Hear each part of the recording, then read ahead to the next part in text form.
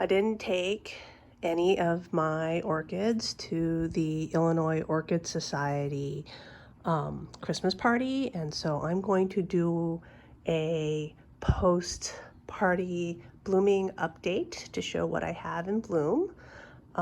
First off, I have this Fred Clark After Dark. It has 3 spikes. They're finally all open.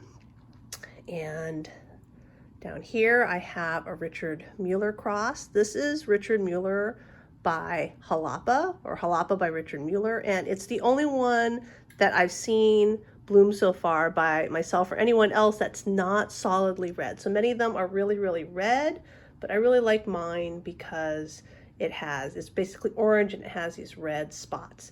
And of course it has the deep pink red lip that you see on all the other crosses of this. That's from Fred Clark from Sunset Valley Orchids. This is Mary's Song right here. It's fading. It's been open almost 8 weeks now, I believe. Right here I have my golf green hair pig. Behind is a Laturia type dendrobium that you can see some of the older flowers are fading, but this is, I believe, Tiny Twister by Johannes. And then I have 1 flower left on my Little Mermaid Janet right here. I guess that's the 3rd spike that's bloomed. My, what was it? This is, let me look at tag.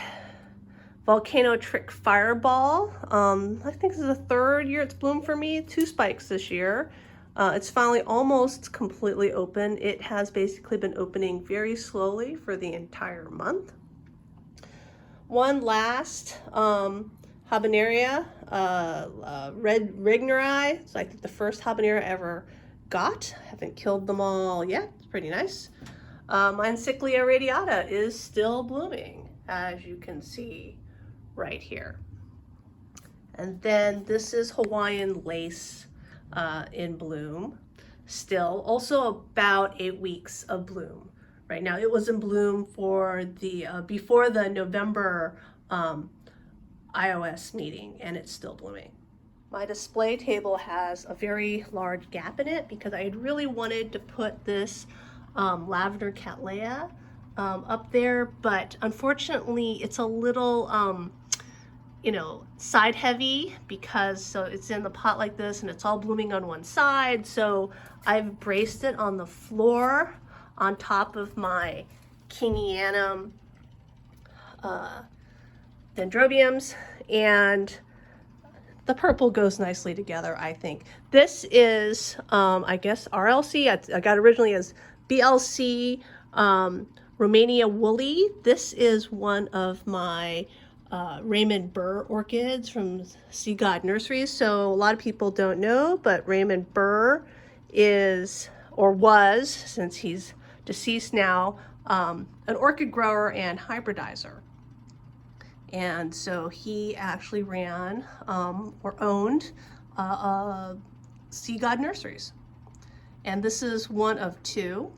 My other Raymond Burr orchid right here is still in bloom here. Now, this is actually now known as Layla Cattleya Heidi Kirkpatrick, and it's registered by Fred Clark. So I don't know if Raymond Burr bred it.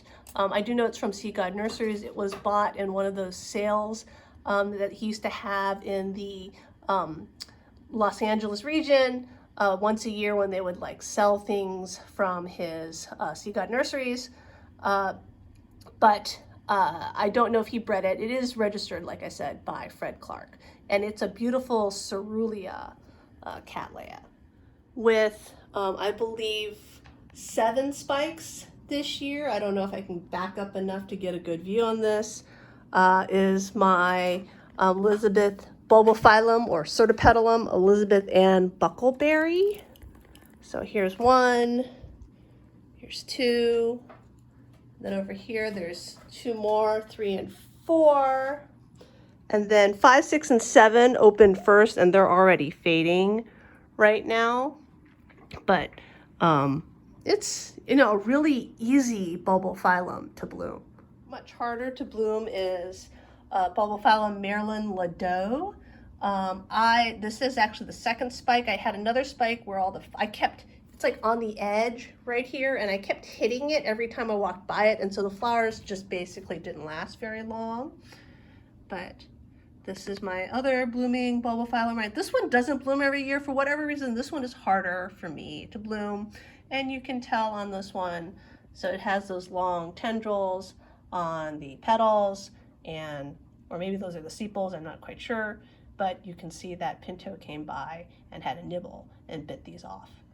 So the iOS weekend was actually really disappointing for me. So this right here, if we can still sort of see it, you can see broken right here. So this is Kaboom by Fire Fantasy, which has been recently registered as Kay's Fantasy by Fred Clark. Mostly because I wrote him and I said, hey Fred, are you gonna name this hybrid? I keep blooming it. And he's like, suggest a name. So I did. He's just such a generous, wonderful guy. Anyways, it was really pretty, and I took it to judging, but on the way to judging, the plant fell. I was keeping it in the cup holder in my car, and I took the corner onto the ramp, onto the freeway, and it fell over, and it smashed two of the spikes, as well as, I don't know if you can even tell, this was like, and the flowers. Anyways, so I didn't submit it for judging, and that just fell off. Anyways, this was the nicest flower up until the smashing, so you can see, whoops. So you see I bent all the leaves. And I didn't submit it for judging, maybe next year. The very interesting thing about this is that if you go to the Sunset Valley Orchids website and you look at the one Fred has posted of this, is that his is yellow with red flares on it. And mine is pink. And so I have some kind of recessive. And I love my coloring actually a lot more than the one that I see on Fred's website. But I was just bitterly, bitterly disappointed that I had smashed my plant that I was taking to AOS judging, and I just didn't take any of my plants then to the Sunday party as a result, because I was just too sad the rest of the weekend. I also have this Cattleya Erie color crossed to Leopoldii. Now Leopoldii is a bronze, and Erie color is sort of like a yellow, and what you get here is a pink when you cross the two. The flowers, I don't know, they're really small. Look at my hand here. So Leopoldii usually has a little bit bigger flowers than this. I don't actually know the size of the Erie color flowers, but the coloration is basically, by crossing Erie color and Leopoldii, I feel like we've made amethystoglossa. Looks very amethystoglossa-like to me. But this was a replacement flower, so I had bought some Ionopsis iatriculoides from Equigenera at the spring show. Basically, it was a pre-order, and when they arrived, the plants were basically dead, and so they gave this to me as a exchange replacement for my dead plants because they didn't have any other Ionopsis at the time. So I've got Golden Tang here blooming, so pretty, very pretty. I don't know if you can see all the way over here, back here. Let me see if I can lift it up. I think this is a Hoku Gem blooming. I have around 5 Sophronitis coccinea left that I bought from Orchid Inn when it was closing. This one, I think, I don't know. This one was listed as Bananal crossed to Cerne. So I guess I don't know if this is the one I thought might be an Aurea, but clearly not. It's also, I don't know, I guess this must be it's really taking after the wild type. It's, you know, definitely not a, it's supposed to be a 4N, but wow, the shape on this is like got giant Dumbo ears on it. I don't think it's very nice at all, but I bloomed it and it's not dead, so kudos to me there. This is Fred Clarkara After Midnight, and I don't know if it's just too cold in my grow area right now, but this has been like this for a week. I don't think the flowers are gonna open. It's a cross of After Midnight and something else, but you know, I guess the flowers could be interesting, but I guess I'll never know. have this feeling that it did this last year and I didn't really get to see the flowers.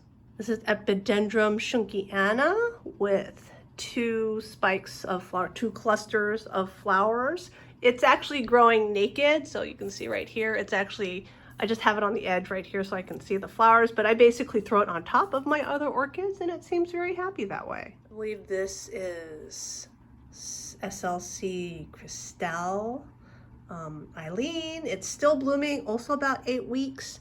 And my Hippodamia has 2 flowers left. One did fall off, and you know, now that it's aged, it's very, very golden, but it's holding on. So I've had over a month of blooming on this as well. This tiny Platystelle stenostachya right here just doesn't know when to quit. I don't know. I think this has been in bloom like 4 or 5 months now.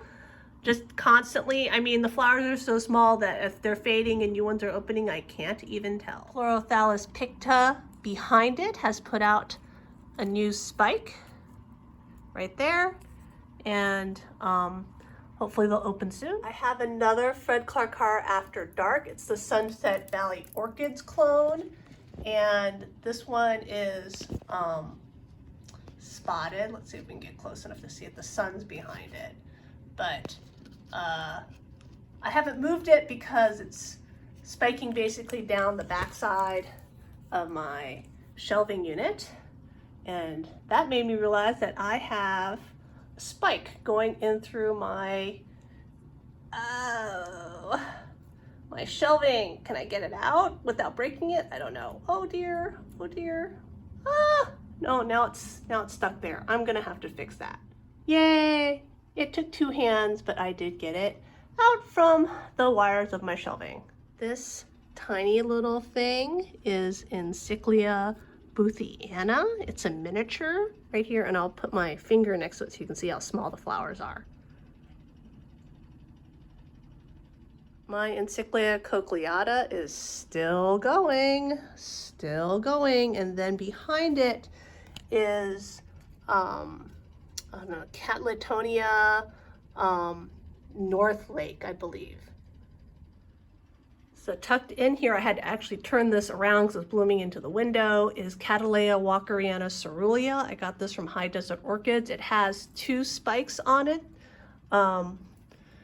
The shape's not great, but I am pleased that I can bloom walkeriana, and this is the 2nd year in a row that it has bloomed for me. So I think I'm starting to figure out how to grow walkeriana. It really wants a lot of really, really bright sunlight and water in the height of summer. So this year it lived above everything else, and I watered it every day. So cluster it in with this. Right here, this is Eulalia anceps, and then behind it is Potenar Cheryl Winkleman Chris with 3 spikes. So here's 2 of them.